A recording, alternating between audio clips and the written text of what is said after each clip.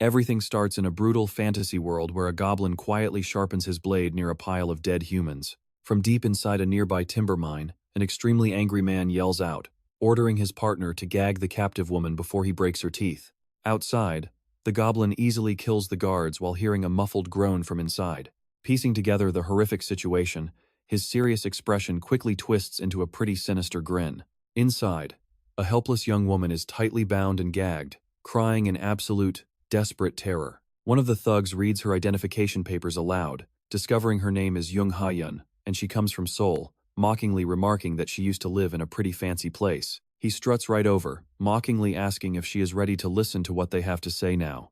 The captor claims he totally understands her panic, since going from a completely normal life straight into a savage fantasy world is just beyond insane. He explains that this is a world of magic and monsters, while his twisted partners laugh at her desperate face. The scum explains that they were also brought to this magical world in the past, and their current job is to help guide all the newcomers. Stepping closer, he says she will definitely need their help, asking if she wants to know why she must obey them. He shows her the severed head of her boyfriend, warning her to accept their help.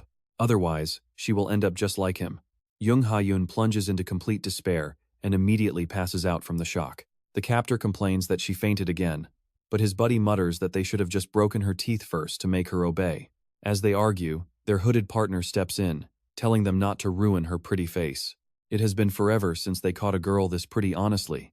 I cannot wait for the main character to slice these creeps up. The hooded man steps back, claiming she is easily the prettiest girl to show up here lately, so they need to be gentle. His partner suggests they wake her up first, since dragging an unconscious body back to their base would be totally impossible. Suddenly, a cold voice speaks, leaving the confused kidnappers utterly speechless. The blonde captor assumes the hooded guy spoke, getting quite annoyed and asking if he ate something rotten to act like that. He keeps screaming curses at his silent partner, but gets absolutely no response. But they are completely wrong. Our main character had already thrown a heavy blade straight into that hooded scumbag's throat. The remaining two captors just stand there, completely clueless about what just happened. The goblin retrieves his weapon, mocking the criminals for having so much fun. The survivors turn toward the voice, freezing in terror at the sight of him. The main character steps forward, suggesting they play a much deadlier game from now on. Next, he hurls another heavy dagger at the scum, who barely manage to block it with their hands, realizing his strikes aim right at their vitals. The leader tries to keep his cool, yelling that their enemy is a weak goblin and ordering his partner to kill it. Slowly, Jung Ha-Yun begins to stir and wake up, entirely unaware that the goblin is about to make sure these side characters never see another sunrise. He shifts his grip on the blade, holding it like a kunai, and easily dodges the blonde man's wild attack. And just as the useless jerk is about to swing his weapon again, our goblin goes absolutely wild, slicing clean through the screaming scumbag's legs. The criminal collapses to his knees, screaming in absolute agony, a highly satisfying sight. Without wasting time, the main character drives his knife straight into his neck, leaving the final captor paralyzed with fear as his partner falls dead. Meanwhile, Jung Ha-Yun watches, completely unable to process this chaotic nightmare. The goblin charges at the last criminal, asking why he is standing still while their game is still going. Desperate, the man swings his sword in wild, blind arcs, screaming at the green monster to get away. He prepares to strike with all his strength, but the goblin builds up sudden momentum and delivers a flying dropkick, slamming both feet into his chest. Seriously, that dropkick looked like it hurt. After the hit, the goblin backflips and lands cleanly on his feet, leaving the criminal shattered on the ground. Jung Ha-Yun watches through tears as the terrified captor crawls backward, desperately begging the monster to stay back. Desperately trying to negotiate, the coward offers him food and frantically mentions how he heard the goblin speak their human language just a moment ago. Panicking, the man begs to talk it out, claiming he seems like a pretty nice goblin. The goblin completely ignores his pathetic begging and raises his dagger, leaving the screaming man asking what he wants. Without hesitation, the creature plunges his blade deep, putting the scumbag down forever. The goblin sighs in exhaustion, grunting that it was extremely tiring, before freezing as he realizes Jung Ha-Yun is still staring at him in silence. Jung Ha-Yun keeps shaking in pure panic, weeping uncontrollably after witnessing such brutal slaughter. The goblin picks up his blood-slick dagger, deciding it is time to deal with her situation too. He slowly steps toward Ha-Yun with the bare blade in hand, pushing the girl into pure terror. Weary but wearing a terrifying grin, he mutters that she has been here this entire time. Then, unexpectedly, he just slices her bonds, leaving her huddled on the floor, clutching her sore wrists. Trembling, she looks up with tear-filled eyes and asks, "Are you Korean too?" Crouching low, the goblin sneers and asks her if he looks like a normal human being to her. But Ha-Yuri desperately argues he speaks their language, understands documents, and even saved her. The goblin barks at her to drop the stupid act, making it crystal clear he never meant to save her. Sobbing hysterically, she begs him for some kind of explanation because she has absolutely no clue what is happening. Pointing a claw at the dead captors, the goblin asks if she completely missed their conversation earlier. They were both just living ordinary lives until they suddenly got dragged into this brutal fantasy hellscape. Ha-Yuri just keeps sobbing, completely overwhelmed by this insane talk of dimensional transfers and survival. Watching her spiral, the goblin just lets out a creepy smirk. But get this, he tells her she should have seen it by now, making her even more confused. The goblin casually asks if she is seeing any quest pop-ups yet. Demanding to know what her objective is, he watches as glowing blue system windows materialize right in front of Ha-Yuri, freezing her in shock. Laughing, he tells her to complete those quests if she wants to adapt to this place. Apparently, doing a good job actually earns you decent rewards. With that, the goblin turns his back, walking away while telling her to fight for her own life if she wants to stay breathing. Panicking, she rushes forward and grabs his arm, begging him to explain a little more since she is still totally clueless. That move immediately makes the goblin absolutely furious. Brutally snatching her by the hair, he yanks her up as she screams in agony. Instantly, the creature presses the cold, bloody tip of his dagger right against Ha-Yuri's throat.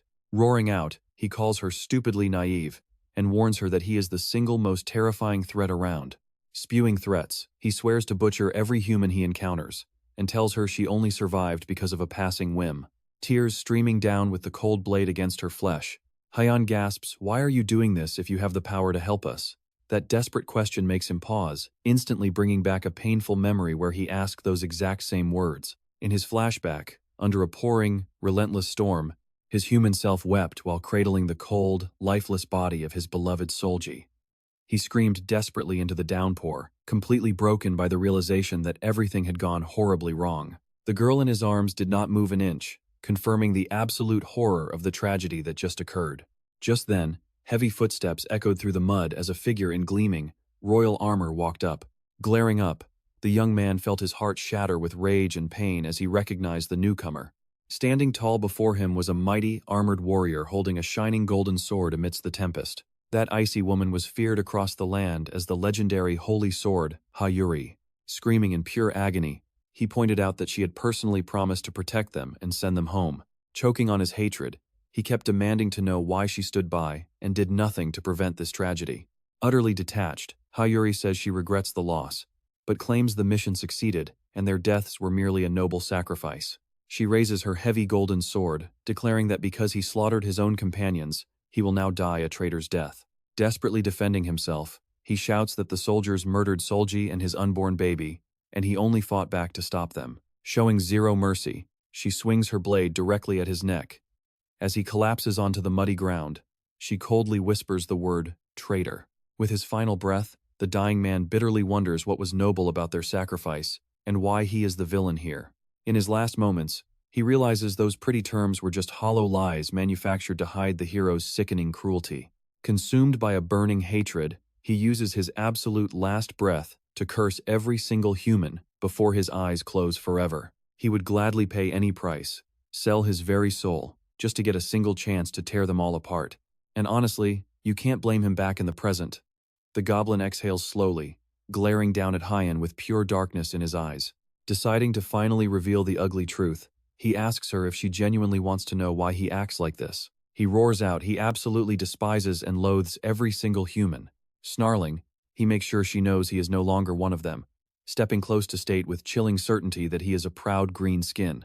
Deep in his mind, Ha-Yuri's voice still echoes, insisting their deaths were noble, and the mission was successfully completed. She points her sword with pure disgust, warning that because he killed his own allies, he is going down as a traitor. Desperate, the young man screams back that her soldiers slaughtered his beloved Seulgi and their unborn child, and he was only trying to stop them.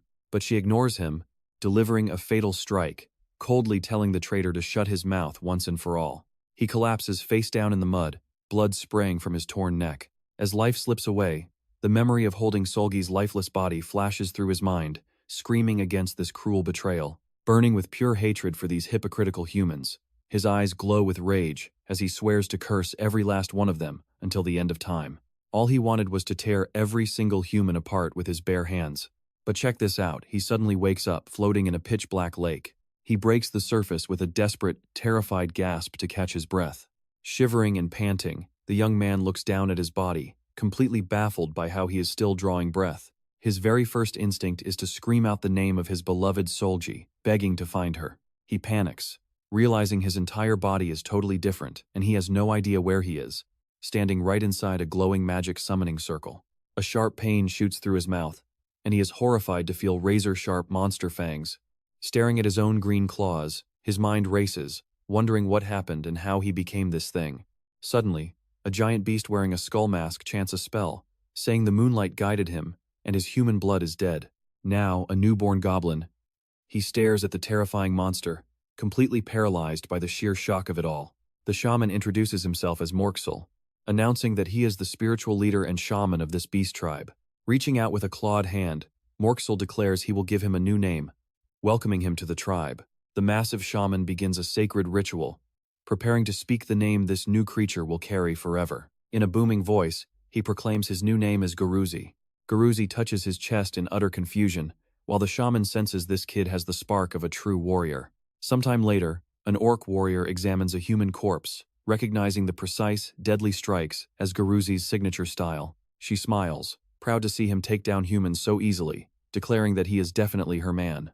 Crouching beside the bloody mess, she orders her goblin squad to hold back while she goes ahead alone. She raises her bow, excitedly shouting that she, Mev, is off to find her mate, Gorouls. Back in the present, Gorouls turns away from the blonde girl, his expression dead serious. Walking away, he tells Ha-Yuri to beat it as fast as possible before he changes his mind. Panicking, she chases him and begs to stay, promising to do whatever he wants. And hey, who would refuse a free waifu? Furious, the goblin whips around and asks if she is crazy for wanting to follow a monster that just slaughtered people right in front of her. But Ha-Yuri snaps back, shouting that humans betrayed her and killed her friend while he saved her. So who is the real monster? Tears streaming down her face, she sobs that she has absolutely nobody else to trust in this cruel world. Gorouls flicks her forehead, calling her incredibly naive. He warns that her foolish habit of trusting people so easily is exactly why she keeps ending up in these terrible situations. Stepping closer, the goblin warns her that absolutely nothing and no one can be trusted in this hostile place. He reveals she is not the first human here, pointing out that there are several survivor camps scattered around. In those camps, he promises she will find people who deserve her trust far more than a monster like him.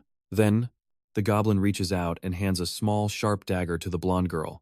Ha-Yuri is confused as she takes it, while Gorouls warns that surviving among humans always comes with a heavy price. He tells her to hide the blade well, advising that even a few quick slashes can give her a real fighting chance to survive. Turning his back, he warns that they are done, threatening that if she tries speaking to him again, he will end her himself. Ha-Yuri begs him to wait, asking for his name before he goes. He pauses, almost telling her his old human name, Kim Tae-sung, but decides against it a second later. He then firmly answers that his name now is Gorouls, the Great Vessel. A bit later, the goblin calmly rummages through a metal chest looking for gear. The archer Mev appears behind him, demanding to know why he let that human girl escape when he promised to wipe them all out. Gorouls spins around in surprise, finally noticing Mev standing there inside the wooden mine. Mev jealously points out that the human girl stole his dagger, complaining that he has not even given her a weapon yet. Honestly, this female goblin is quite a waifu. Crouching down, he explains that hunting a weak human like her is just a total waste of time since she yields absolutely zero experience. Mev gets all flustered and excited, loving his drive to only hunt the strong and proudly declaring that he really is her man. Drop a like and comment, and maybe I will send a goblin like her your way. She curiously asks him how strong that holy sword warrior he wants to kill so badly really is. Gorouls turns his back, explaining with total disdain that his desire to end her has nothing to do with her strength. With dark fury written all over his face, the goblin states that his real goal is destroying those who took everything from him. Mev takes a step back, visibly shaken by the terrifying aura of absolute hatred radiating from her partner. He remembers with deep bitterness his entire reason for living, and the one person he wanted so badly to protect in his past life. Pointing to himself, he angrily adds that on top of destroying everything he ever loved, humans also stole his life. Gorouls steps forward furiously, declaring that since he was reborn as this monster, nothing will stand in his way ever again. He swears out loud that he will gladly pay any price to tear every single one of his enemies to pieces. Mev listens in complete shock, deeply awed by the sheer depth of the raw hatred her partner carries inside his chest. His inner hatred takes the terrifying shape of a demonic silhouette with glowing red eyes, swearing to avenge all his past suffering. That burning desire for revenge blazes in the creature's eyes, and he won't stop until he watches all his enemies fall. His silent mental oath only grows stronger, promising to return every single drop of that agony back to them in full. Suddenly, Mev kicks his leg hard, snapping him straight out of that dark rage and forcing him to pull himself back together. Shocked by the sudden kick, Gorouls quickly steps closer and calls out Mev's name to check if she is all right. The archer starts crying, huddled up as she tells him how terrifying he gets when he is enraged, making him apologize for scaring her.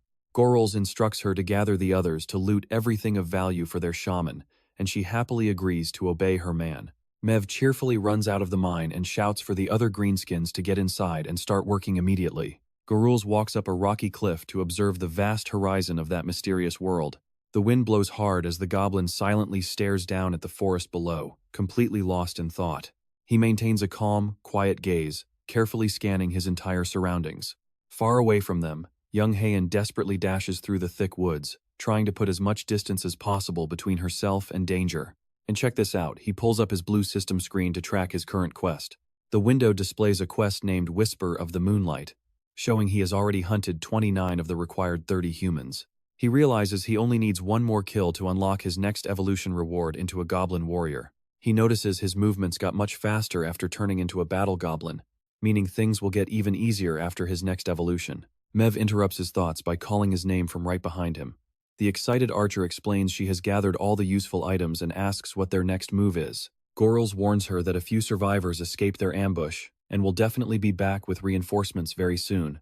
Flashing a wicked smile, he suggests they use this to their advantage and turn the mine into those humans' graveyard. The sun beats down from the bright blue sky, marking the passing hours as preparations for the grand clash begin. Loud clanking noises from metal and tools start echoing from deep inside the dark entrance of the wooden mine. Deep inside, Mev wipes the sweat from her brow after hauling heavy rocks to set up their trap. Gorouls runs up and tells her to be much more careful with those, and she quickly apologizes to him. Suddenly, one of the worker goblins yells out, calling Gorouls chief, leaving the warrior completely confused by his new title. The scarred goblin cracks a wide grin and proudly boasts that they did everything exactly how he wanted. He points toward the blocked tunnel, explaining with pure satisfaction that they finished setting up all the heavy obstacles. Gorouls thanks everyone for their hard work, but tries to make it clear that he is not their leader, though the other goblin insists that he is indeed their chief. This scarred goblin steps up, explaining he saw him fight bravely, which is why he accepts Gorouls as his chief. He spins around to the massive crowd of monsters in the timber mine, shouting to see if anyone else dares to disagree. The goblins immediately explode into massive cheers, chanting together that they accept Gorouls as their new leader. Mev wraps her arms around Gorouls, proudly telling the entire crowd that she accepts him too, but as her personal man. Suddenly, a terrified scout bursts in, warning that a massive army of humans is heading their way. Gorouls just flashes a wicked grin, telling the entire clan to run and hide immediately. Glancing at his archer, he asks if she can help clean up this situation. Mev eagerly readies her wooden bow, fiercely declaring she will shoot down anyone who dares touch her man. Gorouls grins, showing off his sharp teeth, declaring that it is time to party. Out in the open, the human army finally pulls up, and a scout frantically points toward the gigantic pools of fresh blood nearby. The heavy mercenary boss, clutching a massive battle axe, growls in pure irritation that a lone goblin managed to cause all this chaos. He grabs his shaking scout in a rage, demanding to know if he is joking. But the scout stammers, insisting his boss only doubts it because he did not witness the bloody scene. The man frantically explains that the small beast fought like a savage, absolutely wiping out their entire squad with ease. Furious, the boss roars at him to shut up and stop making pathetic, cowardly excuses. Completely out of patience, he violently slams the scout face first onto the grassy ground. The boss orders Zhang Jie to take the squad inside the mine and bring that goblin back alive, wanting to see this myth with his own eyes. Zhang Jie quickly steps up, shouting for his men to breach the dark cave and capture that monster alive, no matter what. But the second they step close, a perfectly aimed arrow flies out of the darkness and drills right into the lead soldier's skull. He drops dead on the spot, throwing the entire squad into a panic. The boss grinds his teeth in rage, wondering where the hell this ambush came from. A soldier points deep into the dark entrance, screaming that the sneaky goblin archer is hiding right inside the shadows. Quick as lightning, Mev draws back her string again, letting loose another deadly shot. The arrow flies like a bullet, piercing a mercenary deep in the leg and making blood spray everywhere. As the injured guy screams in agonizing pain, the boss spits on the ground, calling his own soldiers a bunch of useless trash. Inside the shadows, Mev lets out a mocking giggle, quietly whispering that these humans are quite incredibly stupid. With that, she turns on her heel and vanishes into the pitch-black tunnels. The boss absolutely loses his mind, roaring at his men to stop messing around and drag that damn beast out alive right now. Terrified of their leader, the entire squad of armed mercenaries charges headfirst into the narrow cave tunnel. Mev continues sprinting through the tight, winding corridors, successfully leading the furious humans deeper and deeper into the trap. Floating effortlessly over the ground, she easily hops right over a tripwire to avoid getting caught in her own trap. Landing smoothly, she races directly toward the meeting spot she arranged with her partner. The mercenaries chase right behind her, screaming to grab that cursed little monster once and for all. But look closely, the greedy humans sprint blindly right across a thin tripwire stretched along the floor. Mev runs up to Gorouls, happily reporting that the targets took the bait, and he quickly tells her to head toward their backup exit. Eagerly agreeing, she joins him as both goblins sprint side by side toward the hidden emergency escape route. Outside, the mercenary boss silently watches his remaining men file into the dark cavern. He sighs heavily, muttering about how incredibly embarrassing it is that a single goblin infiltrated their entire hidden base. Inside the darkness, the human squad charges forward with weapons drawn, completely confident that victory is basically theirs. But the wire they just snapped triggers a simple mechanism, throwing heavy sparks right toward the wooden crates stacked in the corner. Back outside, the mercenary boss catches a weird scratching noise echoing from the entrance and decides to go check it out. Stepping in, he spots a sloppy pile of rocks and heavy wooden planks, wondering if the beast really thought this junk would stop them. Examining it, he quietly admits the monster is surprisingly clever, using its brain far better than any of his own soldiers. Holding his heavy axe, the leader crouches down to inspect the bizarre details of this suspicious-looking wooden barricade. He pulls back a loose plank, and his entire face turns pale when he spots crates of heavy gunpowder hidden inside. Another guard appears, frantically pointing inside to warn his leader that something is wrong. But the boss already puts the pieces together. In absolute terror, he lets out a deafening roar, ordering his remaining men to run for their lives. The minion stands there completely dazed, failing to comprehend the command, but there is zero time to move before the first spark ignites. A massive explosion rips through the cave, instantly consuming everything in its path. The intense heat vaporizes the mercenaries in a single heartbeat, turning flesh and bone into nothing but ash. The shockwave blows the timber mine entrance wide open, sending a massive fireball and debris flying into the sky. Outside, the blast wave tosses the mercenaries like ragdolls, leaving them screaming in terror. One survivor crashes onto the grass. He coughs violently from the black smoke, using his last breath to curse the wicked goblin. Then, a massive rockslide buries the entrance, permanently sealing the grave of those invaders. Watching the smoke from afar, Mev is absolutely blown away by how massive that explosion was. Seeing him so quiet, she asks Gorouls if he is all right. Suddenly, a glowing blue magic circle erupts beneath his feet, startling her so much that she screams his name. And get this, the system flashes a notification confirming he completed the quest, and he is officially evolving into a goblin warrior.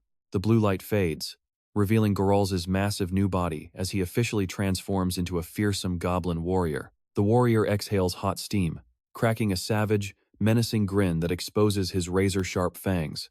Staring down at his hands, he realizes he is feeling strange, new sensations in his body, wondering if this is what gaining true power actually feels like. At the ruined mine, a surviving scout groans in agony, desperately trying to bandage his heavily bleeding leg. He grumbles in rage, muttering that he warned those fools this monster was no average goblin, but their arrogance got them killed pathetically. Suddenly, the young scout gasps as a massive shadow looms over him, and a dark voice mockingly laughs at his survival. Gorouls steps out with a savage glare, mockingly asking if the human is some kind of cockroach to survive a blast like that. The goblin unsheathes his dagger, slowly and deliberately drawing the cold blade to maximize the terror.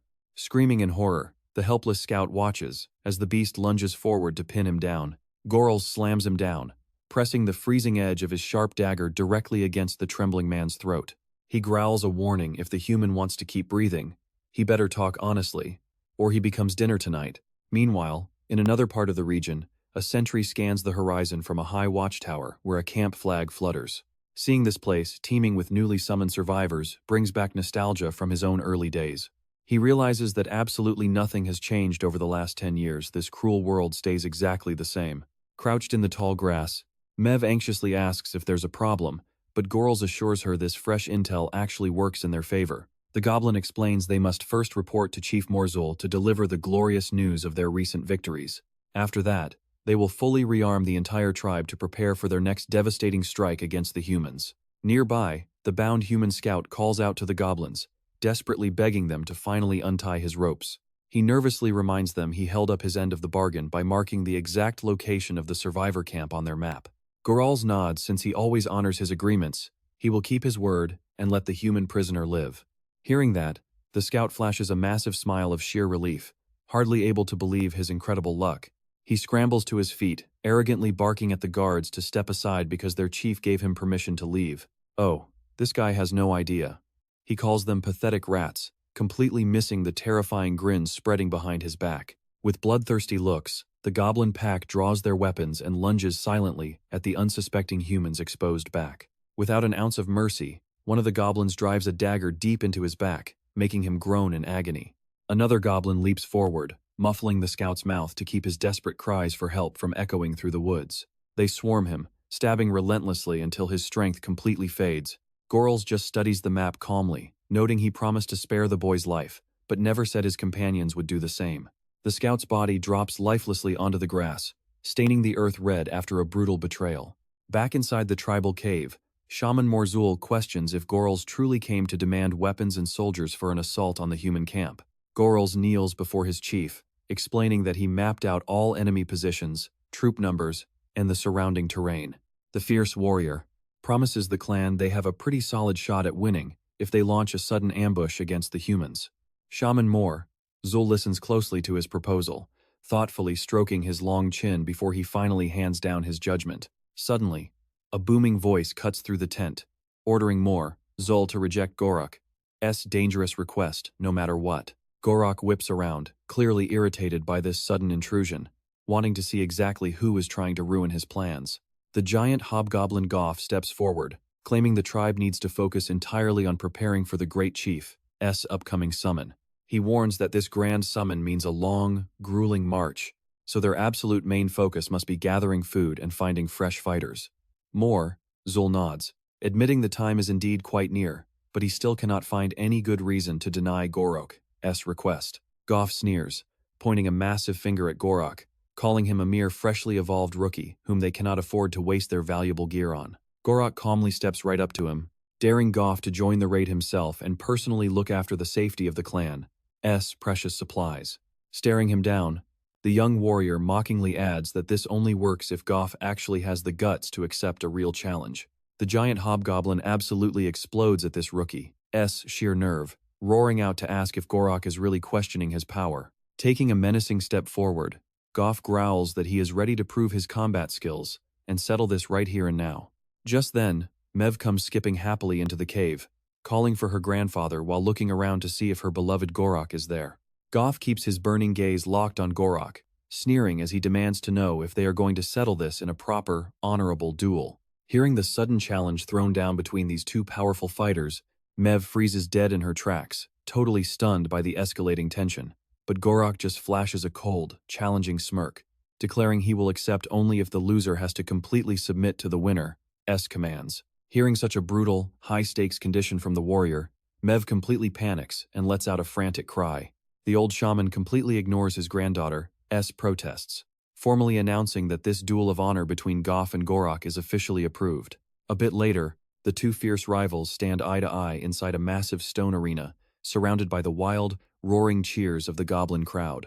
Gorouls remains completely calm and focused, totally ignoring the deafening chants of the crowd rooting for his giant opponent. Look at this guy. Goff is already wearing this insanely smug smirk like he has already won. Up in the stands, the scarred goblin anxiously asks Mev why her chief agreed to this madness instead of stopping him. Mev frantically waves her arms, explaining there was absolutely no time because her stubborn partner accepted the challenge way too quickly. Shaman Moore, Zul announces he will personally oversee the duel, warning them to fight without any weapons or magic, until one submits or passes out. The scarred warrior quietly warns Mev that Goff has a notoriously brutal temper and likely won. T let his opponent leave the ring alive. More, Zul raises his hand high, giving the official starting signal for this brutal duel of honor to finally begin. Goff lets out a terrifying, monstrous roar, flexing his massive muscles while daring his rookie opponent to hit him with everything.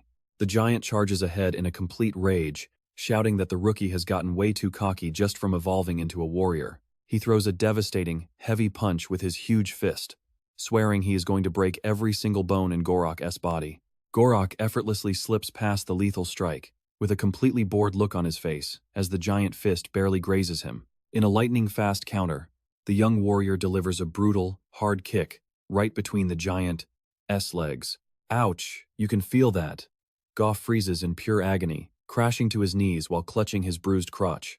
Taking full advantage of the opening, Gorouls strikes a heavy blow directly to the giant's neck, making him completely lose his balance. Unable to handle the sheer force of the impact, the massive hobgoblin crashes face first onto the hard rocky floor.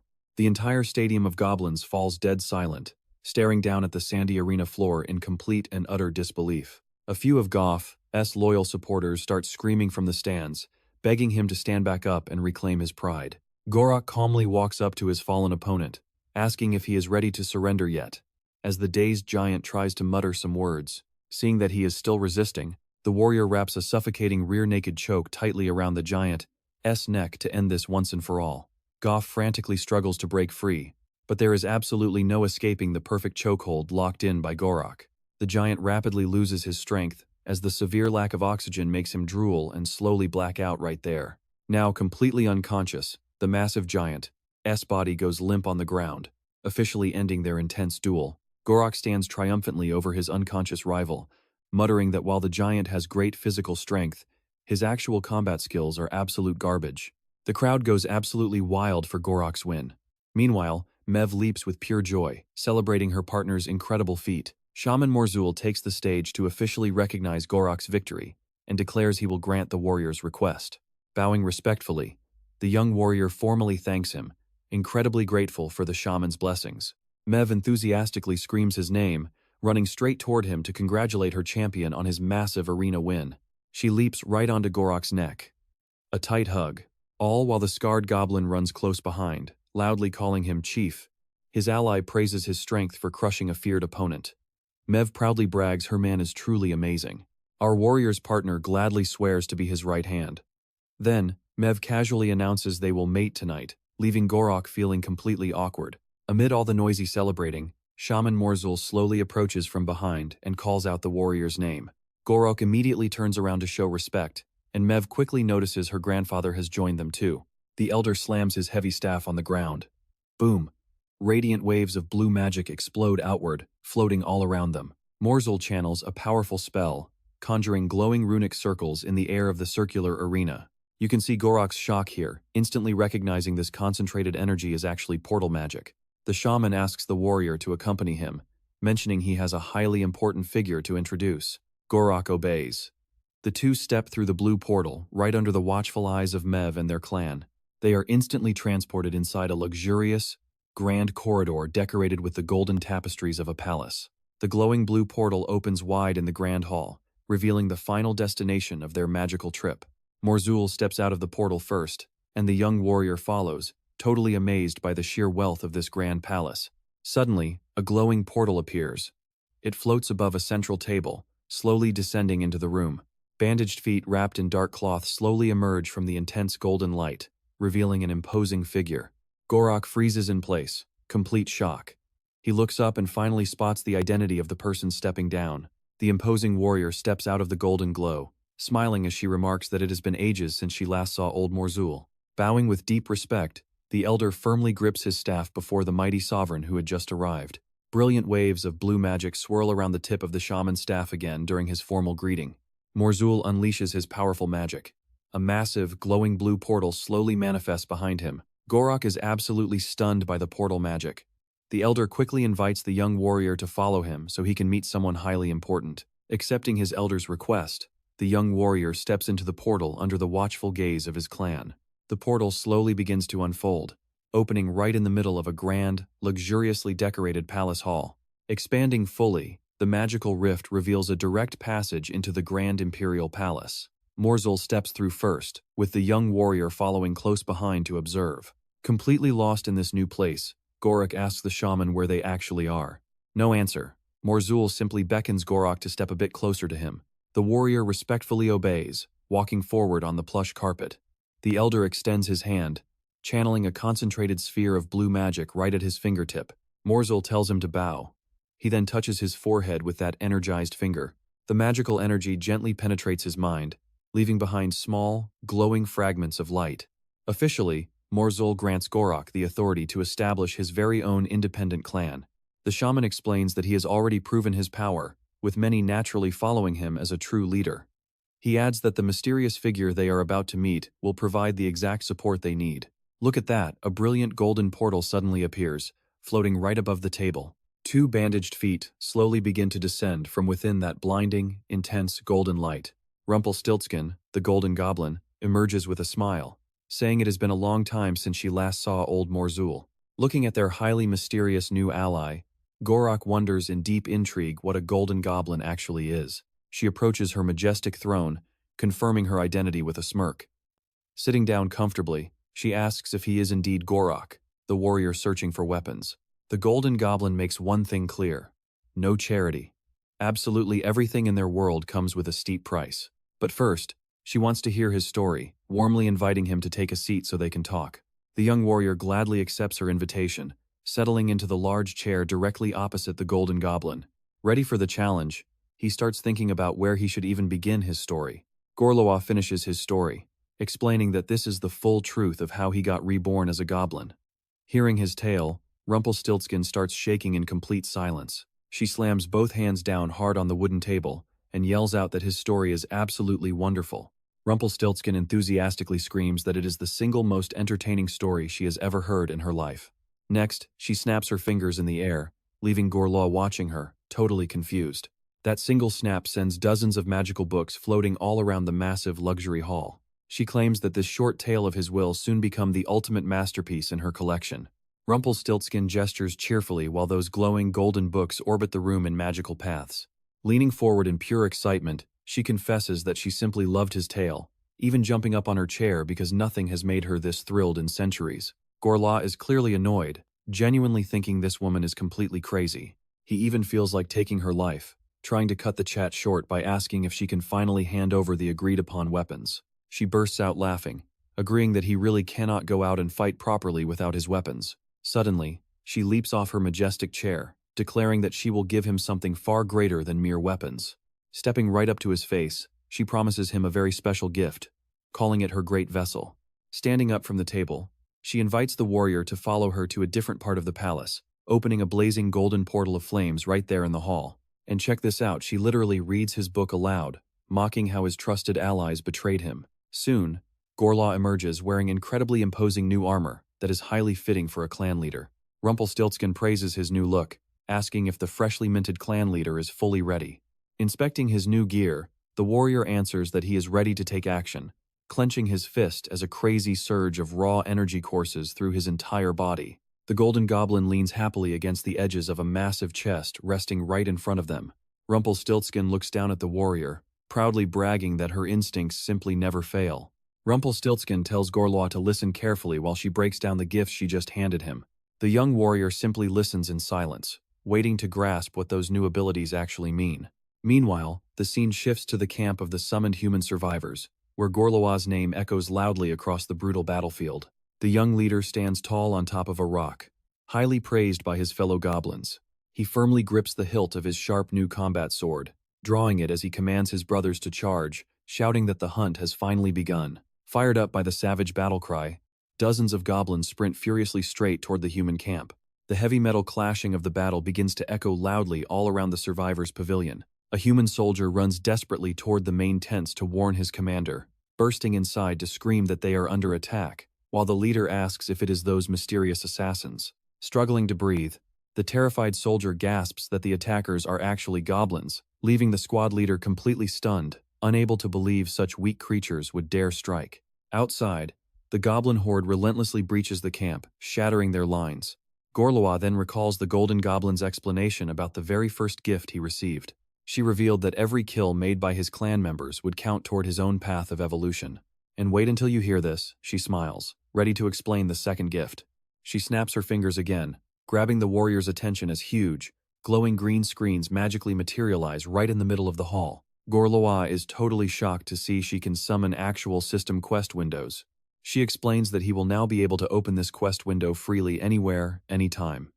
Back on the battlefield, Gorouls activates it with a simple tap in the air. He smiles, finding it pretty weird to do something he only used to read about in web novels. One of the goblins leaps forward ferociously, delivering a heavy club strike right against a human soldier. The brutal blow hits the defender full force as he desperately tries to block the impact with his sword. However, experienced human warriors quickly counterattack, slashing through the monsters, severing one goblin's head in a massive spray of blood and terrifying the others. The squad leader yells at his men, asking if they are really scared of some simple goblins. He orders them to teach these pathetic creatures a lesson, showing them the real power of humans. But before he can finish, a lightning-fast surprise strike hits the squad leader right in the head. The sharp blade pierces his face, taking his life instantly and silencing his screams. While Gorouls coldly asks who he was calling absolute trash, the captain's lifeless body slams heavily onto the dirt, dead, right before his terrified men. Panic instantly sets in. The remaining soldiers watch their captain get wrecked by a single goblin. He screams to retreat. These monsters are not normal. The surviving humans immediately turn tail and run toward their main camp. From afar, Gorouls just watches the humans desperately running away. The young warrior whispers, "They are complete fools to think they can escape him." His horde rushes over. They cheer, mockingly laughing at the cowardly humans. Flashing back, the Golden Goblin asks if he has chosen a clan name yet. Gorouls grows thoughtful. The question about the name of his future clan makes him think. Back in the present, Gorouls pulls his bloody sword back, wiping the blade clean. Drops of fresh human blood slowly drip from the steel tip of his weapon. Raising his voice, "You have to love him," he praises his green-skinned brother's epic fight today. He proclaims they are finally reborn as true warriors. He reminds them how they used to hide in the dark, running away from enemies in absolute terror. But now, they have finally claimed their very first major victory over the humans. Furious, Gorouls roars that from this moment on, they will conquer and win even more. The horde erupts. Wild cheers fill the air as their leader prepares to announce the faction name. Pointing his sword to the sky, he proudly declares the birth of the Blood Dagger clan. Their epic victory roar echoes throughout the entire valley, signaling the start of a new era. Back in the palace, the Golden Goblin smiles. She loves the name Blood Dagger. But she is quite curious, why choose a dagger specifically over other weapons? Gorouls looks away. He calmly explains that the choice is linked to his very first kill. A cheap, simple dagger was the exact weapon he used to take a life for the first time. Loving that brutal backstory, she grins, admitting she actually likes the name even more now. Gorouls then asks her straight up, why is she giving him so much help for free? Walking backward, she reveals she only wants his story. Rumpelstiltskin slides onto the couch, adding that powerful stories are always a massive hit. She smirks. As she listened to his wild tale, she could feel his emotions. She felt his burning, intense rage. Plus, she admits she could clearly see all the deep despair he tries so hard to hide. Rumpelstiltskin says she cannot wait to see how it ends. Gorouls just silently listens. Either way, he offers his hand and thanks her. His path will be much easier now. She waves off his gratitude, laughing and saying she is going to make a fortune selling his tale. Rumpelstiltskin says goodbye, wishing him a great hunt. Now, let's head over to an isolated outpost called the 13th Guard Unit. A flyer on the wall warns of a sudden dangerous spike in goblin attacks, ordering everyone to double their patrols. Annoyed, a warrior slams his fist onto the table, muttering that the high-ups are absolute idiots. Lee Songjun angrily asks his men if it makes any sense to be terrified of stupid goblins. His soldier warns that these monsters act like ghostly, organized packs. Brushing him off, Lee Songjun furiously crumples the paper in extreme anger. He chucks the paper at his soldier, asking why goblins would pack up if this target is completely alone. The soldier mentions the slaughter at the other camp, but Lee Songjun calls those victims totally useless. The arrogant fighter decides this crisis is his golden ticket. Promotion time. His nervous young subordinate gulps. What is the actual game plan going forward in this situation? Staring directly down at the table, Lee Sang-jun speaks with complete disgust about the local goblins. He arrogantly promises to personally hunt down and slaughter every last one of those beasts. Meanwhile, dirty flies buzz over rotten food on the damp floor of a dark cell. Huddled tight in the cold corner of the prison, a young girl quietly weeps. She shivers from the cold. A guard walks to the bars and sees Jang Ha-yeon still refuses to eat. She spits that he is trying to poison her again, calling everyone in here completely disgusting. The guard sneers, getting pretty annoyed and mockingly asking who she got that awful attitude from. He sneers that she probably got all that trash rebellion from her mother. Furious at her reaction, the guard grips the bars tightly and screams a nasty insult at her. He rants that they literally saved her life, warning her that she is absolutely nothing in this place. The guard grumbles that they only wanted to have some fun, asking where she got all this attitude. He glares at her with pure hatred. Squeezing the metal bars, his heavy breathing rattles. Then, the brute steps back with a tired, heavy sigh. He coldly warns her that it is time to show her real value to that group. He barks out orders. Tie this girl up and deliver her straight to the goblin hunters. The bald soldier smirks. She is going to make the perfect live bait to draw out those beasts. Beneath a faint crescent moon in the dark night sky, Jang Ha-yeon is left tied to a tree. Gagged with a rough cloth, she looks totally helpless and terrified. Nearby, shiny gold coins are strategically scattered all over the grass. She remains completely helpless, stranded in a small clearing with dense forest closing in on all sides. Lurking in the bushes, some guards grumble about the heavy stench of sap used to distract the monsters. One of them laughs at the obvious trap. He teases the old hunter, asking if he is nervous. The other warrior completely ignores the teasing. He only wonders if this crazy plan will actually work. The veteran hunter guarantees those scattered coins will lure their prey easily.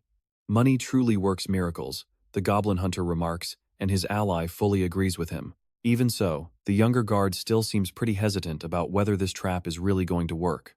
The seasoned old hunter firmly assures him that every single preparation has already been fully taken care of. He explains that those shiny gold pieces scattered along the road will easily hook the monster's greed. The old-timer reveals that Jang Ha-yeon's necklace carries an attraction spell. No creature could possibly ignore her. Laughing, one guard cracks a stupid joke, only to get scolded by his partner to shut up.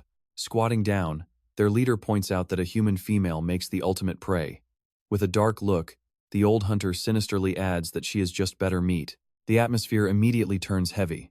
Both subordinates go silent, clearly feeling pretty uncomfortable with his words. 4 hours pass under the cold moon then. Look at that scaly green hand snatching a gold coin. A standard goblin gets incredibly hyped after stumbling onto his first human coin dropped in the forest.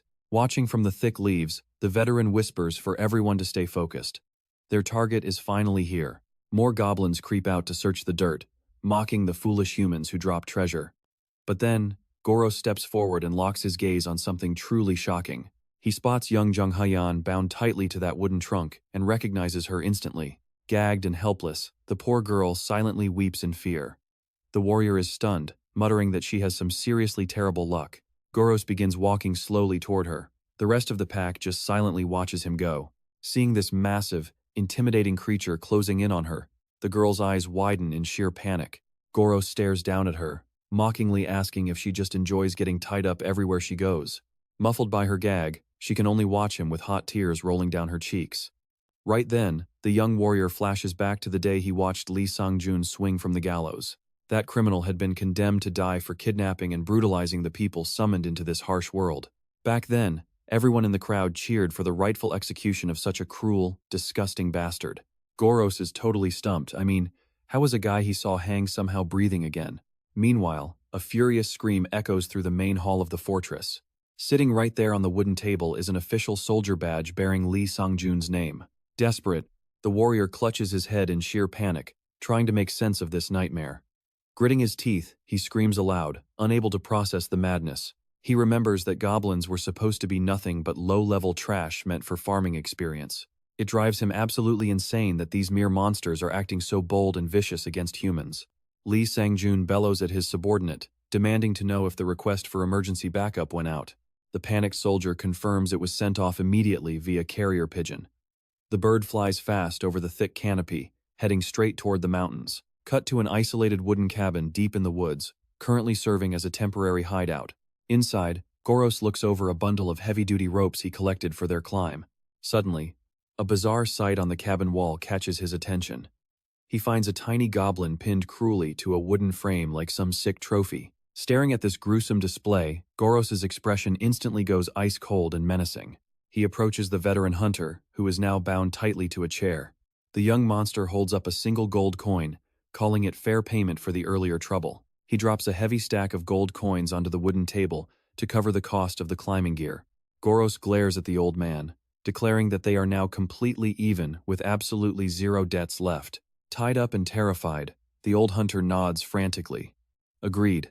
Now that everything is settled, the young leader spins around and casually strolls right out the cabin door. Mev eagerly rushes over to report that the army is ready to go, and the Blood Dagger clan members bow low, swearing absolute loyalty in the coming battle. Gorouls pats Mev's head. Good job, he tells her, leaving her beaming. He commands that once night falls, she must lead a massive frontal charge to draw the human defenses away. Gorouls throws some dirty human clothes onto the floor, ordering 2 of his elite warriors to suit up. He proudly declares that these men are now official members of the Blood Dagger's elite strike force. Dark night. A brutal rain of flaming arrows throws the fortress into immediate panic.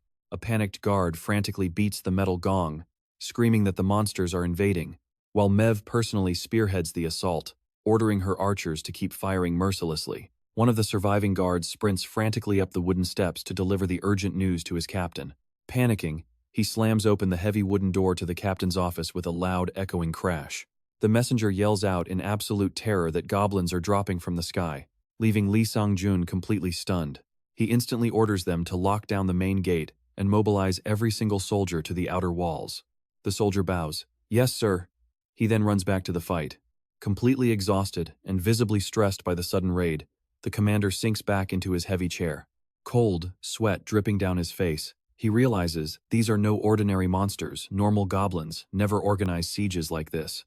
He slams his hand down, muttering that they just need to survive until help arrives, assuming monsters can never scale high walls. But check this out while the front gate burns.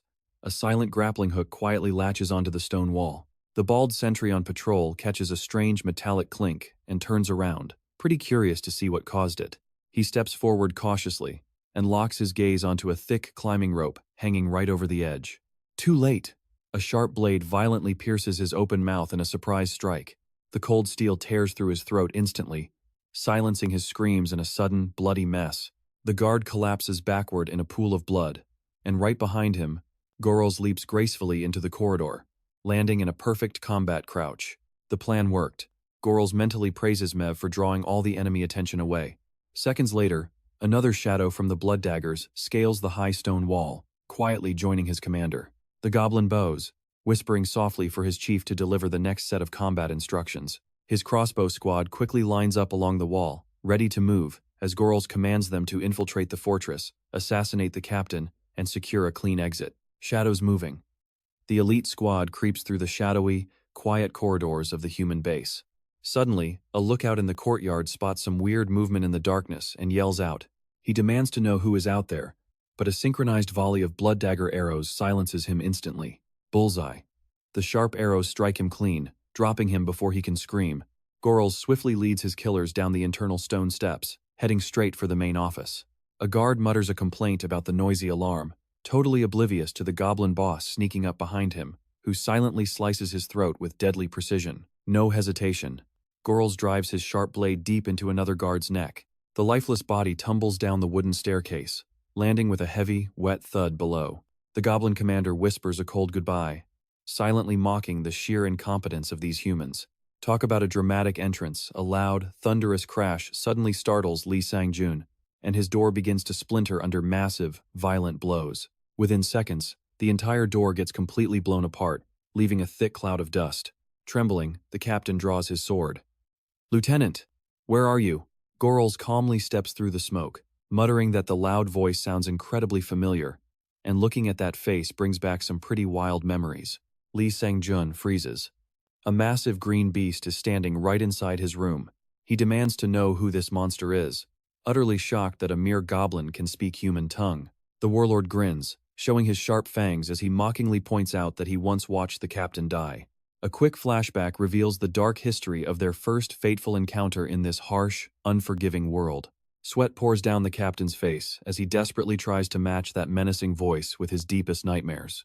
Inside the memory of that pitch-black cave, survivors run desperately for their lives. Kim Tae-song leads the panicked escape, trying everything he can to keep everyone alive. Shin Dae-ok-ho lags behind, wheezing that his lungs are pretty much on fire from running non-stop. Sobbing, he begs for a single second to rest, nearly collapsing onto the damp cave floor. Kim Tae-song yells back, "Shut up, stop whining, and keep moving." Running in sheer terror, Shin Dae-ok-ho can only focus on getting his revenge once they defeat these monsters. Horrifying, giant rat-like monsters relentlessly hunt the fleeing group through the shadows. In pure panic, he screams how much he hates this, begging them to sprint faster. He curses that selfish coward Lee Sang-joon for abandoning them as monster bait. Taesong tries keeping him steady, shouting that friendly forces are waiting just ahead at the exit. In that moment, Taesong swore he would tear Lee Sang-joon apart himself, but he never actually got the chance. Back to the present. We are back in the present now, and things are getting incredibly tense. Inside the fortress, Gorouls stares down the captain with a cold, judgmental glare. Wearing a mocking smile, Gorouls suggests they take their little chat somewhere quite a bit more private. No way. The captain instantly rejects the offer, shouting that he is staying put. Meeting his refusal, Gorouls casually warns that he is pretty much fine with shooting him before dragging him out. Staring down the loaded crossbows aimed right at him, the captain begins shaking in pure terror.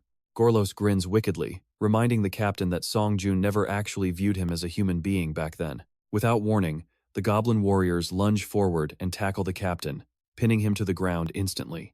Ignoring his loud protests, the elite squad carries the bound prisoner deep through the stone corridors.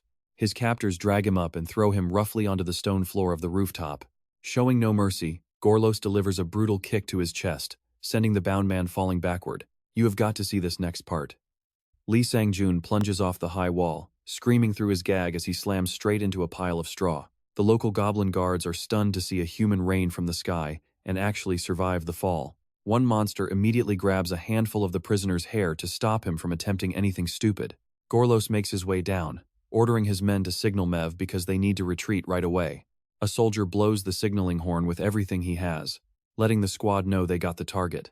Across the valley, Mev catches the distant echo of the horn cutting through the dark woods. She instantly commands her archers to stop firing and initiate their planned retreat. A surviving human sentry peeks over the barricade, completely baffled by the sudden, eerie silence. He shouts for his allies to hold fire, telling everyone that the beasts are actually backing off. Dawn finally breaks over the valley horizon as the scene shifts back inside the hunter's temporary wooden cabin. The old hunter serves up a steaming plate of fresh meat, offering it gently to the young girl. Huddled in a blanket in the corner, Jang Haeyeon stares at the meal with deep suspicion and sadness. The old man kindly urges her to eat, promising the flavor of the hot meat is truly amazing. She stays silent, wary of accepting any kindness from these strangers. Placing the food down before her, he gently tells her to relax because it is definitely not poisoned. The elder settles down on the grass, keeping a respectful distance from the frightened girl. He softly explains that the meal is just his way of showing some genuine appreciation. Honestly, if she had not stepped in earlier, he almost certainly would have lost his head. Seeing her pity his miserable state, he simply had to return the favor. He then asks if she is also a summoned soul. He clarifies that means people pulled straight from another world entirely by summoning magic. Jang Haeyeon lowers her head in deep thought, realizing that weird term actually fits her situation quite well. The old man points out that these summoned individuals usually unlock unique powers through special quests. At those words, her eyes widen as a memory flashes back. She recalls a floating screen telling her to slay a goblin to awaken her powers. That glowing green system screen had clearly shown the specific test she had to pass. From the shadows, two hidden figures eavesdrop on them, highly curious about what the humans are discussing. Mev suddenly appears right behind them, mocking her allies as complete fools for missing the obvious. She pulls a terrifying face and threatens them, asking if they seriously dare to question her. Up on the roof, Mev starts absolutely laying into them, while the oblivious humans downstairs just think the noise is normal. Suddenly, violent thuds and muffled screams echo from right outside the cabin. Inside, Captain Sang-joon takes a beating. Brutal blows. He groans in agonizing pain. Gorouls lands a devastating punch straight to his face, leaving him bloody and way too weak to fight back. The young warrior glares down coldly, dryly commanding the captain to spit out the truth right now. Staring at his prisoner, he demands to know how exactly the man is still alive. Confused by the bizarre question, the captain stammeringly replies that he is breathing simply because nobody has killed him yet. Wrong answer. Gorouls snaps and delivers another brutal punch straight to his nose. Sung-jun is hit with a brutal barrage of punches, sending blood splattering across the tiny room. Broken by the torture, the man screams aloud, begging the warrior to stop hitting him. He yells for him to just ask what he wants, totally unable to understand what this goblin is trying to get out of him. Pure, terrifying calm. Gorouls simply repeats his original question, "How are you still breathing?" Sung-jun cries out in pure disbelief, wondering why he is being interrogated just for breathing. Sobbing in pain, he screams that he has no idea how to answer such a crazy question. Gorouls drops a massive bomb. He personally watched the holy sword Ha-Yuri hang him in the public square. The captain completely freezes up, stammering in terror as to why she would ever want to execute him. He swears he has never even seen her face. What reason could she possibly have to kill him? Gripping his face with a crushing hold, Gorouls calls out his act and mentions the summoned humans he enslaved. The warrior clenches his jaw in pure hatred, exposing the captain's sick slave-trading crimes. He explains that months after the captain fled to the west, the holy sword tracked him down and executed him. Sang-jun stammers that this is some crazy fairy tale, insisting he arrived here a year ago and has never set foot in the west. Hearing this unexpected twist, Gorouls' eyes widen slightly as he falls deep into thought.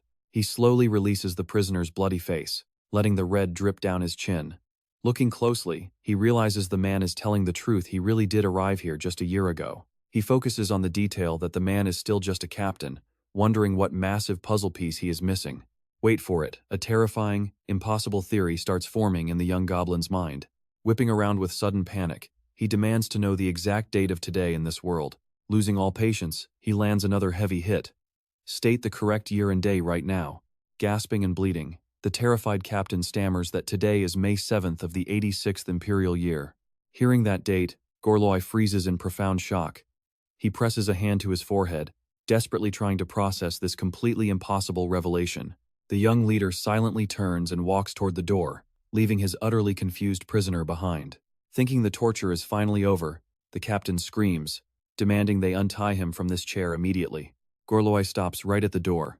He looks back with cold disgust, muttering that he almost forgot a detail. Walking back over to the trembling captain, he quietly mentions that he still has an old promise to keep. He brings up his old vow that he would be the only one who gets to end this trash's life. Gorouls grabs the captain's head firmly from behind, whose eyes stretch wide with sudden, paralyzing terror. One swift, brutal twist. The goblin snaps his neck, putting an end to his miserable life forever. Sighing in relief, he realizes he finally kept his ancient promise. On the cold cabin floor, the captain's dead body lies still, his eyes blank and completely lifeless. Dead silence falls over the small wooden cabin, standing isolated in the middle of the peaceful forest. Gorouls realizes this specific imperial year is exactly 5 years before his own tragic death in his past life. He wasn't just resurrected, get this. He actually traveled back in time, reborn as a goblin. With his head spinning with massive new plans, the warrior opens the door and steps out into the sunshine. He walks slowly toward Jang Ha-yun, who is still huddled up on the grass near the outer wall. Gorouls stops right in front of her, calling her by her real name to ask for a quiet chat. Shocked that this goblin even knows who she is, she quickly looks up and eagerly nods. While the two talk, up on the roof, Mev keeps comically thumping the nosy goons. Meanwhile, a gentle morning breeze rustles through the treetops under a clear, bright blue valley sky. Soon, the two of them are walking side by side down a quiet dirt path deep inside the forest. Gorouls suddenly stops in his tracks, looks sideways at her, and asks if she genuinely wants to keep traveling with him. He makes it pretty clear right now that he cannot guarantee her safety if she decides to journey by his side. Gorouls tells her to watch out for herself because the road ahead could be far worse than anything she has faced so far. He asks if she still wants to follow him knowing that, and Jang Ha-yun firmly says yes. The warrior goes dead silent before telling her to keep a very important phrase in mind. He speaks the phrase in the goblin tongue, which basically means she is a goblin's spoils of war. Jang Ha-yun does not understand and asks what it means, so he explains that it means she belongs to him. He adds that saying this will keep other goblins away, but warns that her survival still depends entirely on her own strength. Gorouls warns her that there is just one more thing she needs to know. He makes it clear she can leave at any time if she changes her mind about traveling with him. Feeling quite relieved by his understanding attitude, she timidly thanks him. As they walk, she calls the warrior Mr. Gorouls and asks if she can beg him for a favor. Looking quite flustered, she asks if she could take a bath somewhere, since it has been a really long time. Gorouls calls out to Mev, who looks totally startled, swearing she was not spying and was only out scouting. He ignores her excuse. He orders Mev to inform the clan that this human girl is his prize, and the archer quickly agrees. Soon, they set up a large white tarp in the camp as an improvised changing room. Gorouls stands outside, chatting with an elderly, white-haired human man. The goblin leader apologizes for all the trouble, admitting he keeps piling up favors from the old man, like it or not. The old man gives a friendly reply, telling him he has already paid his dues and does not need to worry. Either way, they are taking the captain's body from there, so he says it is totally fine by him. The old man laughs, confessing he actually planned to use the corpse as bait, making Gorouls realize just how much he hated that captain. This elderly man reveals that absolutely nobody in the region could tolerate those guard unit soldiers anymore. He explains that the deceased captain squeezed them dry with extreme taxes, while his guards stole the rest as official supplies. In fact, he admits he was forced into becoming a goblin hunter because of those scoundrels, leaving him with pretty much no choice. The elder concludes by saying a lot of people will celebrate once they find out that Captain is finally dead. Right then, Mev comes running back all excited, carrying a few sets of clothes she bought from the human market. Gorouls asks her to deliver the garments to Jang Ha-Yun, which leaves the archer completely shocked that he is gifting clothes to his captive. Inside the tent, Mev shouts a loud oath in her language, explaining to Jang Ha-Yun that she is officially the clan's captive mascot. She warns that the human girl is making way too much noise, telling her to quiet down since the entire camp already knows. Left alone, Gorouls tries to clear his head, remembering how he died by the holy sword, but woke up with time completely rewound. He notes that scumbags like Lee Sung-jun, who really should be dead by now, are still breathing because they have not been killed yet. Now, watch his face. That's the exact moment a highly dangerous grin starts spreading across his lips. He starts chuckling softly to himself in the middle of the woods, genuinely amused by how things turned out. With a deep sigh, he realizes that if the world really works this way, then Seulgi might still be alive out there right now. Realizing this, he decides his absolute top priority is keeping Seulgi safe, pushing his burning desire for revenge aside. He fondly remembers her cheerful voice calling out his old human name. This time, he swears he will never let her die in vain, no matter what. A terrifying look washes over the warrior's face, swearing he will destroy the entire world if necessary to protect her. Night falls, pitch black, and here's where things get really grim. A dead body is hanging upside down, and a guard is quietly walking up. Shining his torch on the tree, he gets a clear look at the captain's mangled, lifeless face. A group of knights quickly gathers and recognizes the corpse of Captain Lee Sung-jun, bitterly cursing that they were too late. Their archer, Fire Arrow, asks in absolute shock why they would ever hang him like that. The blue-haired mage admits he knew this goblin was far from normal, but this gruesome display is way beyond expectations. Their bearded leader mutters about a bad feeling, realizing this enemy is completely different. He tells them to focus on retrieving the body, hoping the beast left some kind of trail. The seasoned knight tells his troops to thoroughly inspect their weapons and make sure their armor is tight. With a lethal look in his eyes, he firmly declares they will wipe out every single goblin in this area today. This legendary Twilight swordsman cold-bloodedly vows to make the monsters pay dearly for taking his dear companion's life. A loud scream suddenly rings out, ordering the immediate opening of the massive stone fortress gates. Voices ring out announcing the return of the subjugation squad, the seasoned mercenary group known as the Ember Hunters. Gate guards whisper in shock at how fast they made it back, guessing from their dark faces that the captain is dead. An officer steps up with a smug grin, asking if they actually found Sergeant Lee Sang-jun. That is Sergeant Kim Han-gyol, the arrogant new security captain in charge here.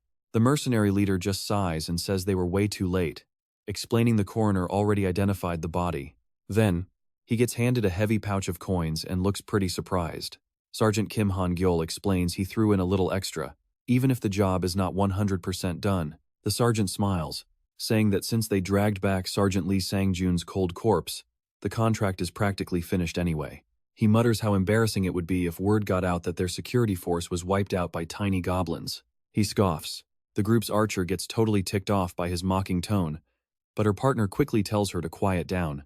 Not caring about their obvious anger, the sergeant simply waves his hand. "Get lost," he tells them. The veteran leader of the Ember Hunters keeps his mouth shut, quietly weighing the heavy coin purse in his hand. He glances back as Sergeant Kim Han-gyol heads off with the other guards, then lifts the pouch toward his crew with a faint, knowing smirk. The rest of the crew chuckles, praising the old man's cool head and cheering over their easy payday. Near a weathered signpost, one of the fighters admits he is getting more pissed off the longer he processes this. They ride out into the fading sunset, grumbling about how those elite guards treat elite warriors like common street peddlers. A young guy with glasses asks the leader about the bonus, and the old man confirms they got 2 extra silver coins each. The archer is still steaming, thinking it is pretty pathetic that the officer acted so high and mighty over pocket change. But here is where the mystery deepens. She asks if they are really walking away, reminding him he has never seen that kind of beast before. Her partner sighs, calling her Hong-Yom. Still do not get the boss's style?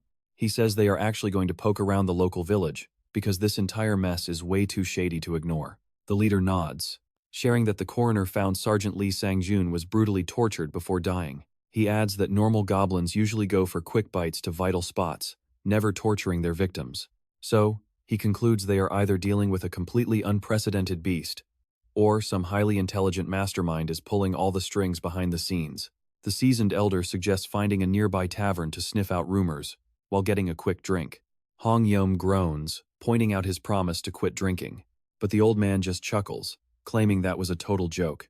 Meanwhile, night falls over the forest, exposing a creepy wooden marker covered in arrows and dark runes. Deep in the caves, Gorouls opens a stone door and tells Jang Ha-Yeon this will be her safe room for the time being.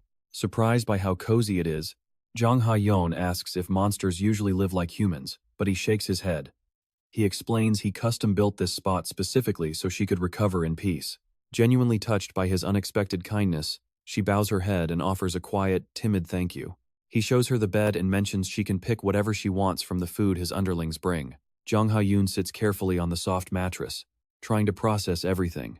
Gorouls watches her, stating that no matter how weirded out she actually feels, this stone chamber is currently the safest place on Earth for her. But he stops, seeing she is already fast asleep. The Goblin chief lets out a tiny smirk, amused by how quickly this human girl managed to make herself totally at home. She is completely dead to the world, snug under a cozy brown blanket. Gorouls gets pretty serious, focusing on his duties and planning out his future. Sitting at a rustic table with a map unfurled, he decides it is high time to structure his master plan. And now, watch this. The warrior taps the empty air to summon his floating system screen.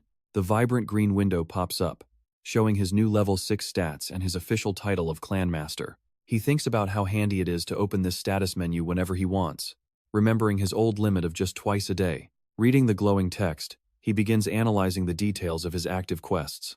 He zeroes in on the 100-day survival quest with 20 days left, pretty curious about that secret shop reward.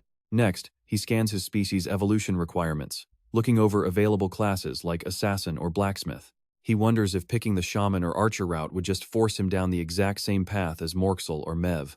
But he quickly throws that thought out. He spent his whole life fighting with a sword, so switching to ranged attacks makes zero sense. Slamming his blade right into the table, he decides that staying a close combat warrior is his absolute only choice. Gorouls remembers that Lee Sang-jun was just the first traitor he crossed off, but his true ultimate target for revenge is Ha-Yuri. He firmly declares that even if Seulgi is still breathing, their crimes are not forgotten and every single one will pay. Suddenly, Mev bursts in screaming that she has huge news for Gorouls. The warrior turns around, totally confused, and asks what this big news is, which actually makes the archer look pretty embarrassed. Pointing frantically behind her, she tries to explain that whatever is happening is going down right outside, but she suddenly freezes mid-sentence, her eyes going wide as she spots something pretty strange in his room. Mev's face falls into pure sadness, leaving the goblin leader completely confused about what is actually wrong with her. The archer breaks out in loud tears, calling him a dirty liar, while Gorouls stands there having absolutely no idea why. Screaming that she hates him, she bolts right out of the room, while he yells after her to at least share the big news first. Gorouls chases her down, firmly grabs her arm, and begs her to just wait a second and explain what is going on. Sobbing heavily, she points back to his room and demands to know why his captive prize is currently sleeping in his bed. Desperate, she tightly grabs his clothes and asks through her tears if the two of them have already gotten intimate. She dramatically cries out that he is her man, meaning she should have been the one in his bed first. Okay, are we actually starting to fall for a goblin girl here? To quiet her down, Gorouls unexpectedly pulls her into a warm, tight embrace. Totally caught off guard by his sudden touch, the archer instantly blushes and stops crying. Gorouls chuckles softly and reassures her that it is complete nonsense, swearing he would never do something like that. Looking directly into his eyes with hope, she timidly asks if it is really true. And he smiles, reminding her he is her man. Leaning in close to whisper, he says those things should be done with her, making the goblin turn red. He changes the subject, asking about the big news she brought, but quickly realizes his companion has completely frozen up. Suddenly, the archer blinks back to reality, remembering why she burst in. Decisively pointing outside, she warns that the Ember Hunters are actively hunting him nearby. Gorouls pulls a face, totally lost, and asks who on earth she's talking about. Mev impatiently corrects him in her own tongue, warning that they are a gang of extremely dangerous scum.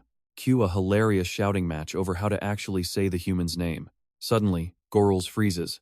He repeats the name in his head, trying desperately to connect the dots. Oh man, look at his face. Instant panic hits the goblin warrior, and cold sweat rolls down his cheek. He grabs Mev by her shoulders in total desperation, demanding to know if she really means the Ember Hunters. Startled by his sudden grip, she complains that this is exactly what she has been screaming from the start. Gorouls slowly lets go of her shoulders, as reality finally hits him hard. Pacing back and forth, he can't understand why he has to face these guys of all people. Echoing footsteps suddenly shatter the heavy silence of the dark cave as someone runs. Two people are running like mad toward a lit exit, desperately trying to get out alive before it's too late. One of the boys is sprinting with everything he's got, panting and gritting his teeth in sheer desperation. Out of the blue, a heavy axe is thrown from the shadows by a terrifying rat monster. The weapon slams directly into Shindyuk's back, making him scream in absolute agony as he is brutally knocked to the ground.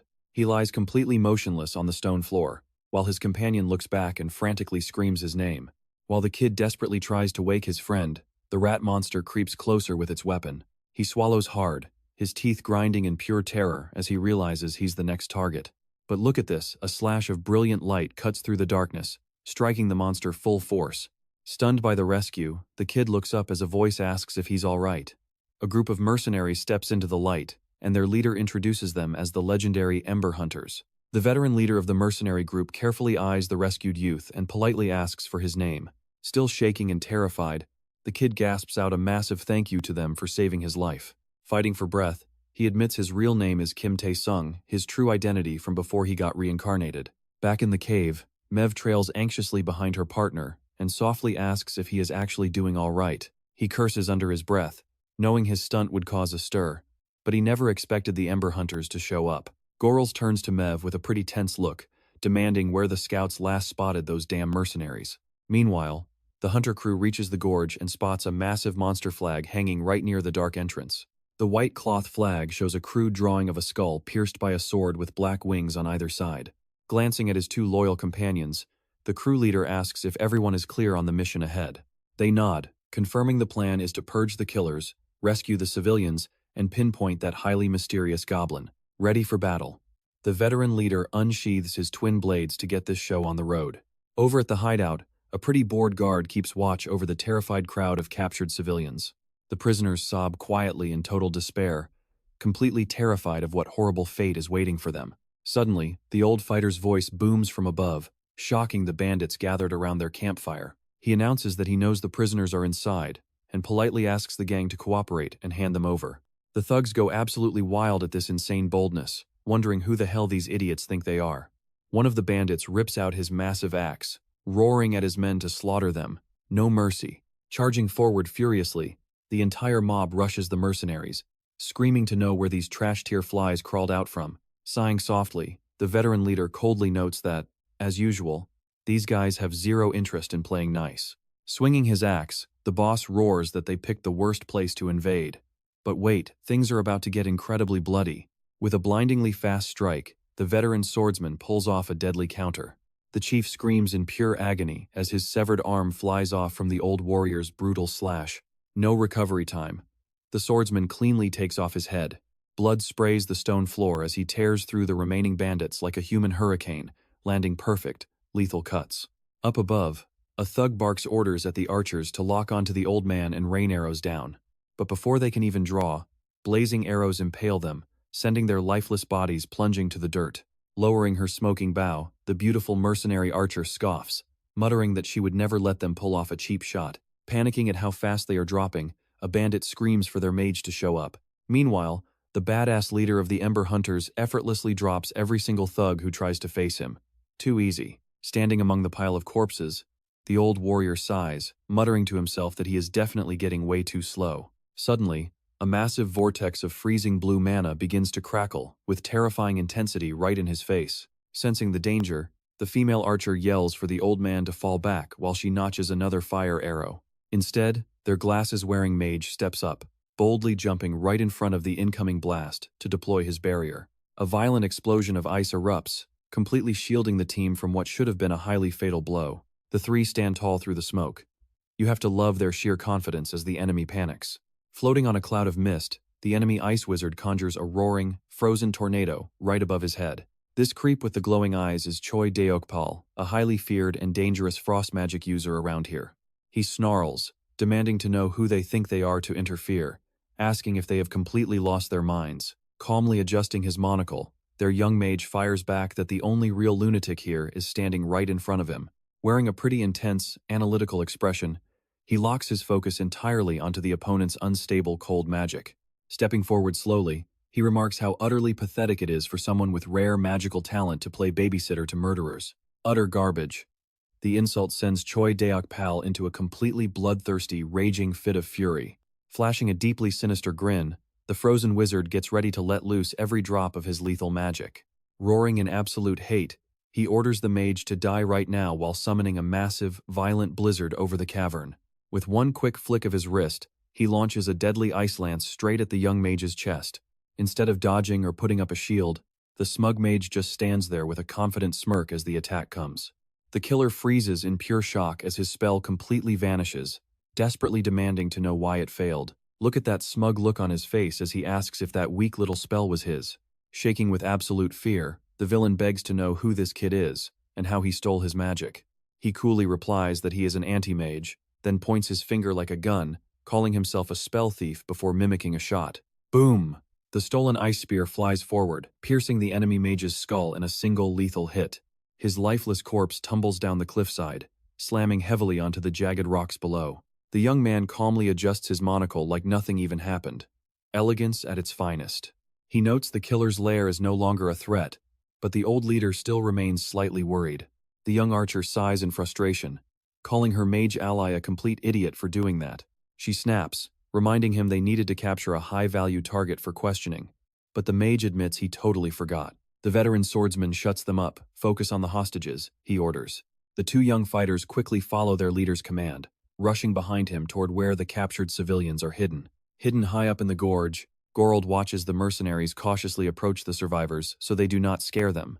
Seeing how noble these human hunters are, the goblin warrior admires them, thinking that they truly are good people. Suddenly, a loud system alert chimes right inside Gorouls' head, catching him totally off guard. A bright red prompt pops up, warning him that an elimination quest has triggered because of strong enemies nearby. The system brings up the Twilight Swordsman's card, showing a highly dangerous level 26 opponent. Next, it flashes the Red Flame Archer's card, registering her level 18 combat threat. Finally, the system displays the level 21 Spell Thief's profile, completing this deadly triple threat. And you can feel the pressure as the system ruthlessly orders him to kill those human targets. Gorouls grinds his teeth in pure annoyance, cursing under his breath at this absolutely ridiculous system order. The crimson screen keeps flashing in his face, aggressively demanding that he confirm and start the fight. The holographic profiles of the three mercenaries hover before him, highlighting just how strong they really are. The flashing kill order glows bright red again, pressuring the goblin to attack the group right now. Squeezing his eyes shut, the goblin warrior keeps his cool to make the right call.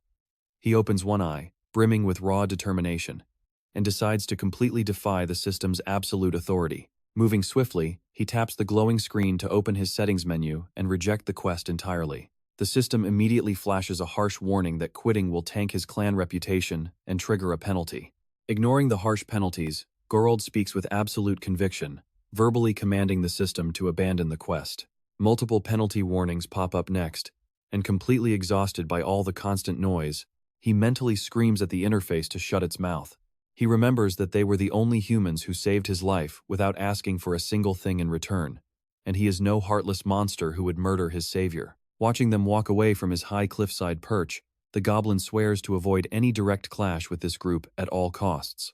The scene cuts to a sunlit dirt road, where a weathered wooden sign indicates that Pendleton Village is right around the corner.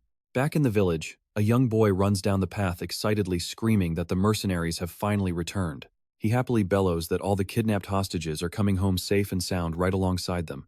The villagers burst into joyful celebrations, thanking the brave warriors for successfully completing their dangerous rescue mission. A massive rush of emotional reunions begins as tearful families call out names and run to embrace one another. While the townspeople comfort each other, the three mercenaries look on, happy to have brought peace back to this small village. The village chief bows down in deep gratitude, and the veteran leader humbly replies that he is just glad to help. The old chief vents, saying the royal guards are only good for collecting heavy taxes and would never lift a single finger during a crisis. He hands over a small pouch of gold coins as their reward, apologizing sincerely that they could not offer a much larger sum. The kind swordsman accepts the small bag with a warm smile, assuring the elder that the amount is already more than enough. He then takes this quiet moment to ask if the chief has heard any recent rumors about goblins wandering around this region. The old man is a little caught off guard by that question, desperately racking his brain for any local rumor that might help them out. Meanwhile, back in that stone room, Jang Ha-Young slowly wakes up and looks around, trying to figure out where she is. Stepping out of bed, she walks over to a small sword stuck right into the wooden table. Staring at the sharp blade up close, she looks pretty unsure and quite nervous about what her next move should be. Suddenly, a quiet, muffled thud on the floor completely breaks the dead silence. Startled out of her mind, she leaps back and lets out a terrified scream, crying out for her mom. Looking down at the ground, she spots some strange purple fruits rolling and bouncing across the cold stone floor. Crouching down low, she gently picks one of them up, only to notice a tiny green hand reaching out to grab another. Right there sits an incredibly cute baby goblin with long silver hair, staring back at her with pure innocence. Melting from how adorable she is, Jang Ha-Young smiles and offers her the fruit. The tiny creature squeals happily and begins wobbling on her feet toward the young girl. She enthusiastically reaches out her tiny green hands to grab the purple fruit being offered to her. Instead of just taking the food, she hops forward, wrapping her arms tightly around her leg.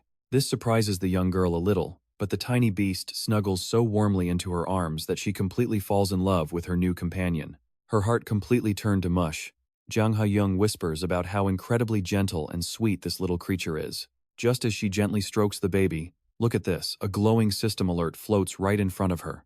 A blue screen pops up, assigning a tutorial hunt that demands she kill a goblin to awaken her unique ability. She looks over at the sword on the table, trying to process this absolutely brutal condition to unlock her strength. Then her eyes drift down to the sweet, innocent baby goblin who is still holding onto her arm, totally oblivious. Night falls over the forest once more, revealing a quiet little campsite with tents set up under the bright moon. A few pieces of monster meat are roasting slowly on wooden skewers right over the warm flames. The young mage politely hands over the hot, cooked meat to their leader, who thanks him warmly but insists that the younger boys should eat first. Getting curious, the archer asks the veteran swordsman what has been keeping him so quiet and thoughtful since they arrived. Stroking his beard slowly, he admits that something feels incredibly off about the specific goblin they are currently tracking. He explains that based on every single clue they found, almost all the massive damage caused by this monster was focused entirely on those armed summons. This proves all the victims were actually disliked by the villagers, meaning the goblin is smart enough to choose easy, hated targets. The bespectacled mage can barely believe a goblin could be that clever, operating almost like a highly trained hunter. But the veteran leader warns them that is not all, mentioning a wild rumor from the chief. He gravely warns them that according to local legends, there is a particular goblin who can actually speak human language. The young archer simply laughs it off as a total lie, while the mage agrees, scoffing that those creatures can barely even make sounds. But as they laugh it off, a very familiar, dark shadow creeps up right behind them out of the trees. Gorouls speaks up calmly, announcing he finally tracked them down, even calling out the Ember Hunters by their actual names. The goblin warrior calmly steps from the dark, showing himself in the campfire light.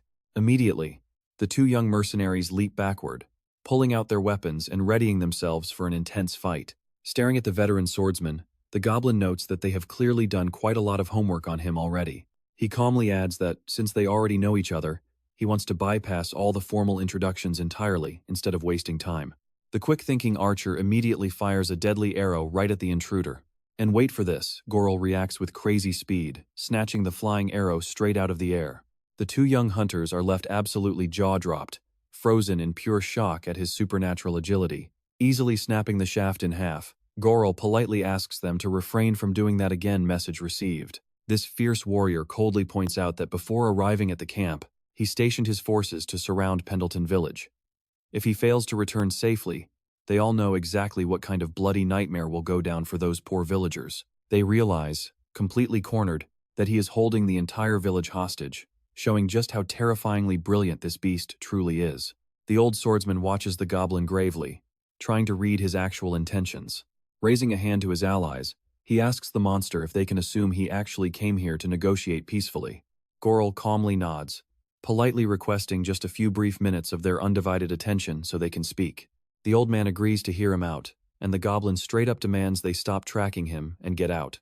Their leader tries proposing a peaceful compromise, seeing as this goblin actually seems like a pretty reasonable being. But the warrior darkly shoots back, there are some humans who must die, and he won't stop until they are gone.